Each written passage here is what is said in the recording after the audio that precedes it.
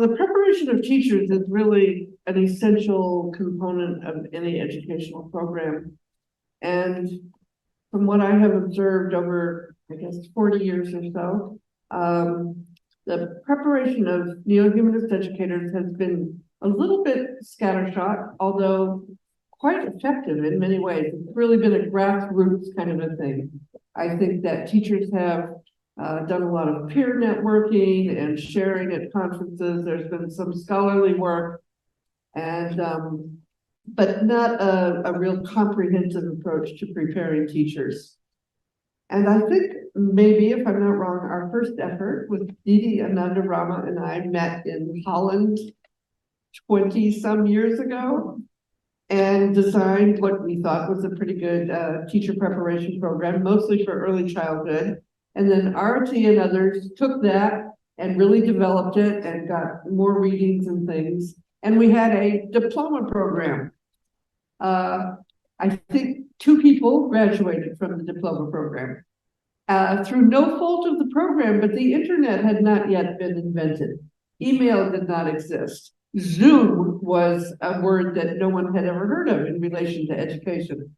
So here we are now, 20, 30 years later, and one of the unfortunate side effects, I guess, of the pandemic was really the development of Zoom technology and the ability to reach large groups of students, come together and have webinars and courses and classes and things like that.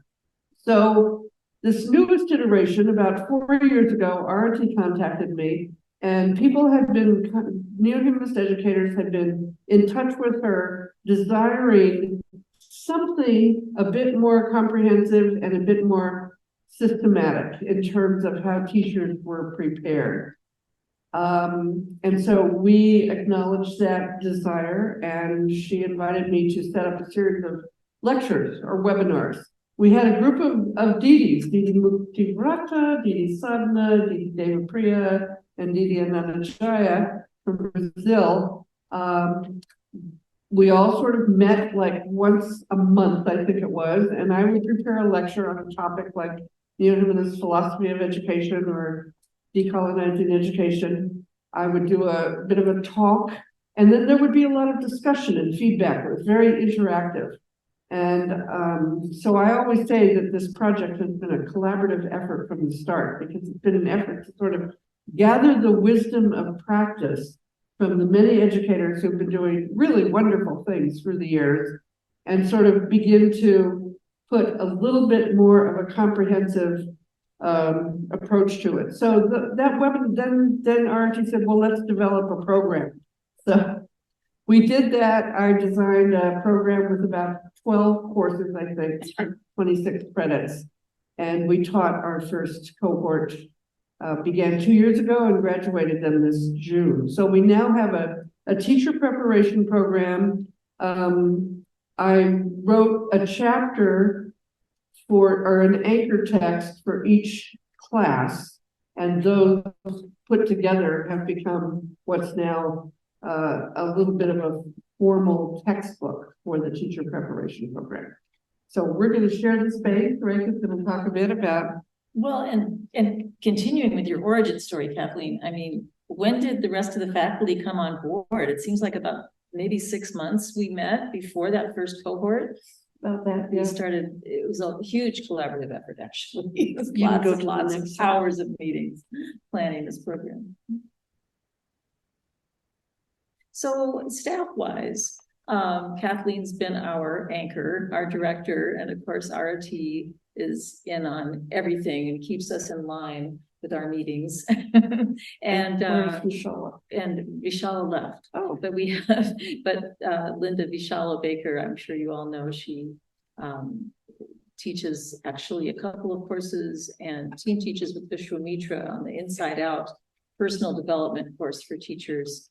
Didi Nandadeva Priya is one of our faculty. Mahajoti covers the Yoga for Children class. I cover the child development and language and literacy courses, and help out in other ways. Vishwamitra, I already mentioned, is a huge part of our faculty, and of course, Kathleen. Technical support, without a doubt, has been Rishi. He onboards every single student. I never even knew that term onboard before we started, but he gets to know each student and helps them with their technical things. And thank goodness we have a really good learning management system now with Google Classroom. But when we started out, it was LearnDash, and he had to walk us through that, which was a very troublesome program in many ways. So we've already been through a lot in 3 years. Okay. Mhm. Okay. All right, why don't you go ahead with this? Okay, so what we're looking for in the program is we're examining and codifying the best practices that are developed over the years in all our neo-humanist schools. So in that respect, I tell my students we're co-creating this because they're sharing what works in their schools, and a lot of them have been working for many years, or they're new to the program, but we're pulling that together as a process. Yes, next. To create a teacher preparation program that compares and contrasts those practices with more conventional educational approaches. And then by doing that, we situate neo-humanist education in a historical and philosophical framework. We're highlighting what is unique about neo-humanist educational theory and practice. It's a pretty big deal. You know, a lot of people think, oh, we're just like Waldorf, or oh, we have so much in common with Montessori. So let's place that straight. What exactly puts us out of the pack? We provide both sound theory and practical skills for the implementation of neo-humanist education. And then we're supplying educational language for our educators to use in their relationships with the public. And we had several in that first cohort that planned to take the material they used and turn it around and train their teachers, but also to have parent trainings and really a lot of explanations why. And finally, we're fostering standards rather than standardization in neo-humanist education globally, because of course we recognize how differently each area may need to use these materials and this philosophy in their schools. So, oh, you want to do the last one? And yeah, I guess you did that one. I did not do the last part. You put a lot into that one. and this is ongoing. So we're developing that unique approach to education where we nurture universalism while honoring and valuing each local cultural expression. Yes. We have a question. Yes, could you briefly explain the distinction between standards and standardization? Repeat the question. Yes, he's asking for the Zoomers. He's asking the difference between standards and standardization. That's a really good question. I'm going to throw it to Kathleen. Okay, that's a really good question. I think standards are sort of an overarching principle that we would aim for. So if we had a standard, say that all schools would, the curriculum would be interdisciplinary in that students were taught from an integrated perspective. That's a very general standard, but that would look very different in Ghana and in Brazil and in Taiwan. So it would not be standardized. And this was actually one of the issues. A lot of people, educators, and because they didn't have a strong academic background in education, were asking for a curriculum. Give us a curriculum, tell us what to do. This is not just neo-humanist educators. Most teachers are like, tell me what to do on Monday. I don't know what to do. But we have specifically designed the program not to impose what to do, what to teach, but to educate teachers to be really sort of place-based educators, to really understand their context and to, of course, understand the content so that they can develop culturally specific curricula at their place of work. So that would eliminate standardization. Would it be fair to use kind of synonyms like goals aims, purposes, the evidence. I'll send you my chapter on curriculum because it has a section on aims and purposes, goals and objectives. So yes, good point. We're talking about our students. We have two sort of groups of students, and the first one. We have, it was really interesting, our first cohort. We had a number of people that were already experienced neo-humanist educators who really were looking to refine their pedagogical skills and be able to translate theory into practice and in a way to explain it to people. And they were also hoping to connect with other educators across the globe and then clarify and expand their knowledge of the philosophy of education. In this way, they're advocates for neo-humanist education. Maybe they're not educators per se, but they were seeking communication skills and enriched content understanding so they could improve their dialogue with the public. And I think, for example, of Kalyani, who took the philosophy of education course in Indonesia. She's doing amazing work like across Indonesia with their early childhood programs in the state. And she wanted language to really connect neo-humanist ideas with government bureaucracies and grant-giving organizations and things like that. So I guess that's been a big part of the task, is to help people learn language that is both specific to neo-humanism, but is also much more general. So they can connect with other educators and other bureaucrats. We also had neo-humanist educators who want to hone their skills in training teachers and the teachers who may be coming into the school but are new to neo-humanism. And I have to say, I have personally worked for about 5 years to eliminate the word training from all our materials. And I have to confess at this point, I have been unsuccessful and I'm dropping my initiative. Training is for seals and for dogs. Preparation and education is for teachers.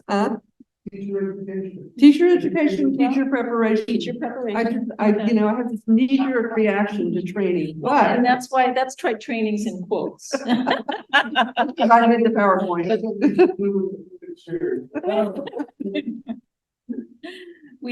So in terms of teacher preparation, we have teachers in neo-humanist schools who might have been prepared in a conventional program, but they're seeking to develop the theory and practice of neo-humanism and really apply it. Experienced spiritual practitioners who wish to become teachers. I mean, one of our current students has been an acharya for 40 years, and I don't think she worked in schools so much, but she really wants a strong, depthful understanding of neo-humanism and how it relates to education. Next one. Experienced teachers who are seeking a more holistic approach to educating young people, and they might not even be working in neo-humanist schools. So here are our 2023 graduates, our 11 illustrious graduates, some of which you've been hearing from this weekend. So I don't know, we've got a couple from Brazil, from Portugal that were mentioned yesterday that started a new school. And one thing that we really liked about this group, they were able to network so successfully that one of the members needed to do a student teaching, and he was able to go over to Didi's school, Sunrise School in Copenhagen, who was also one of our students. So she provided that space for him to student teach. It was really lovely. So, and another aspect of this is that this is not the end for them. We continue networking with them. We have a special Donnie WhatsApp group for them where they keep in touch. And we seek to utilize them in future programs, future classes, continue networking with each other, with the new cohort, lots of ways we want to keep them involved. Anything else you'd add to that? Next one. You can do that one too. Oh, okay. And now we're showing you where our current group, our brand new cohort, hails from, all the different countries. I think it's 35 students in 27 countries. So a typical teaching day for us, when we have a weekly Zoom session, is, for me, on Pacific time, I'm up at 7 in the morning with my first group, the Western Hemisphere group. And we meet from 7 to 8:30. And then again at 4 o'clock in the afternoon, I meet with the Eastern Hemisphere.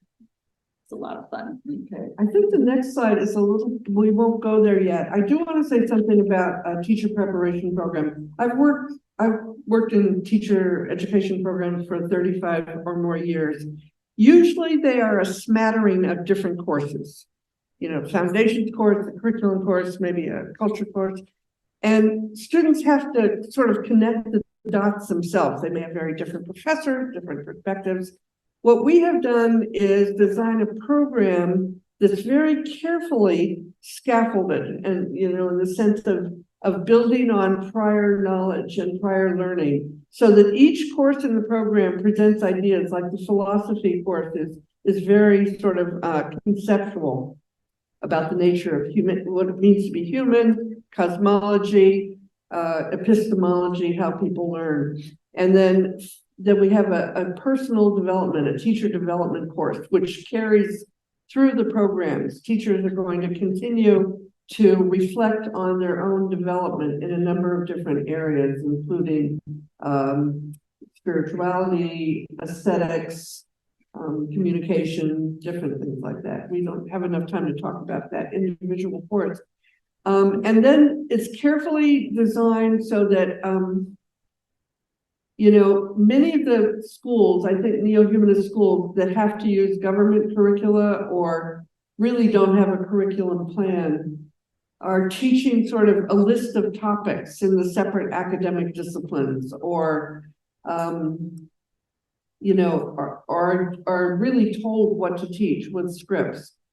And we have a process of curriculum design that teaches people how to start from the big questions. So how to start from the big ideas in neo-humanism and then work backwards to figure out what skills, what knowledge needs to happen, not only in a class, but throughout the curriculum of the school. Let's say a K-8 school. So it creates kind of a spiral curriculum.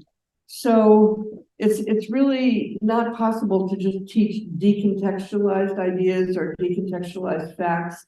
That our aim is to help teachers become thoughtful about curriculum development, so that they're really building deep understanding in students, not just kind of superficial knowledge so they can pass a test. So let's go on to the next slide. So this is sort of what our classes look like with the teachers. We'll talk a little bit more about the anchor text in a minute, because I want you wanted me to do something on my research. We're really out of time. Oh, we are. We're out of time. Oh, okay. I noticed there's a list of our classes out on the table. There is a list of courses on the table, right? Is there anything? Anything else to wrap it up, Kathleen? Well, why don't you just go through here? Our classes include supplemental readings, videos, group discussions, guest speakers. We try to provide many different kinds of opportunities for students to show what they know. They can make a video, they can do an art project, they could write a play, they could do a research paper. And we do not grade students, and we encourage students not to grade children in their schools. So we have a lot of work on authentic assessment and what that means, and why that's more consistent with the neo-humanist philosophy of child development. Okay. Okay. All right. All right, what's next? Let's just see what we're leaving out. Okay, so you had wanted me to talk about my research. Have a minute or two. Do I want to do that? Yes. Oh, okay. Right. I'll just a piece of paper. Yes, okay. So the textbook, this we're sort of shifting over into my research.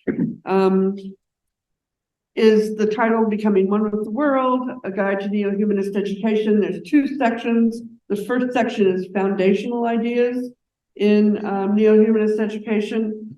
And the second section is really the pedagogy and practice, with the arts-based learning being a really big part of that, with very specific chapters on music, visual arts, creative movement, and drama. a chapter on studying the social world, and a chapter on rethinking STEAM for the Anthropocene.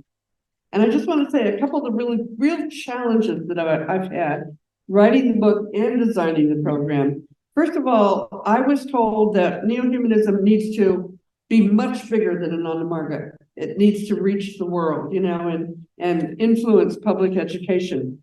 I think this is a really daunting task, and it's taken the writing a lot of mental acrobatics on my part, and fine-tuning, in that I've had to seek out research, you know, really empirical research that affirms some of our practices. So I've been reading in the neurosciences a lot, the neuroscience of art, the neuroscience of music, trying to sort of find justification outside of our own ideas for what we're doing. And the difficulty of ensuring that language has universal appeal is really difficult. And I know Scott and I have been talking a lot about this idea when you talk about a supreme being, for example, that immediately eliminates a number of cultures who might otherwise wish to have neo-humanist schools. So how do we talk about the essence of neo-humanist education in ways that has broad enough appeal to be inclusive? I'm still struggling with that. So a recurring theme in the book, I feature sort of 6 major philosophies of education, and many of the chapters return to those to see, well, how do behaviorists deal with assessment, and how do pragmatists deal with curriculum design? So I think the biggest challenge is that we are a global movement, and schools are all over the world in very different kinds of societies, in tribal villages, in refugee camps, in advanced technological what we call weird countries, Western educated, industrial. Okay, Western. Weird and democratic. Yeah. Anyway, they're weird. It's a very cool acronym. So that's one of the reasons why I resisted giving people a list of topics or a curriculum, because the decolonizing of society is such an essential part of neo-humanist education. How do we not become colonizers ourselves? That's my question that I struggle with. And Sarkar talks in so many places about the imposition of inferiority complexes and superiority complexes. We're challenging this with our focus on a place-based education and culturally specific forms of education, but we're coupling that with this idea of a diversified universalism. So it's not been easy, I think. I think it would be much easier to just write a textbook for Ananda Marga and forget about trying to appeal to the world. But I think that we all believe that we have something to offer, you know, that's much bigger than it is. Could be much bigger than it is. It's emerging. What's that? Emerging concepts. Emergent. Yeah, I deal a lot from the sciences of complexity. I look at the notion of emergent curriculum, for example. So we're giving teachers tools that are somewhat conventional, but then I always say, but let's look ahead. You know, the science of complexity is telling us that there's kind of intelligence in the group, in the environment, in the children. And how does a teacher become sensitive and intuitive enough to allow that to emerge and to develop the learning around what happens? So it's kind of a big And task. we tend to get the children involved, you know, they will bring up topics and want to learn more, and how do you just bring all that in? Right. So we're trying to move from this sort of externally imposed government type curricula of facts and memorization and exams. We're trying to move to a more emergent process where the children are really at the center of the curriculum, and the questions of the community are at the center of the curriculum. And follow their curiosity. What's that? Follow their curiosity. Follow their curiosity. Is there another slide to end it? Oh, God. That's it. No, this is it. Just put all those bullets up. This is where we This is what we need. This is what we need. This is where we're going. We have a lot of work to do. We need a lot more people. Help us out, please. The research is very important. I've only found one research study that included neo-humanist schools and compared them to Waldorf and Montessori, so there needs to be a lot more real good research done. And go to the next one. Here's what we need to be successful. This is important because it involves cash. What's that? We need more instructors. I'm getting old. I'm really too old to be teaching 6 courses in this program, and students will get very tired of me very quickly. So we need to have a lot more teachers. We need. Not anybody got as part of Kathleen. Talk to my son. No. Compensation, we're not necessarily needing it, but if we're going to attract qualified people, we need to be able to pay them something. Word of mouth, of course. We desperately need scholarship funds. The students we have right now are mostly full-time workers or working in very poor countries. We need support. And unfortunately, Ananda Marga, what it demands of its acharyas sometimes makes it very difficult for them to do a kind of a sustained, systematic program of study.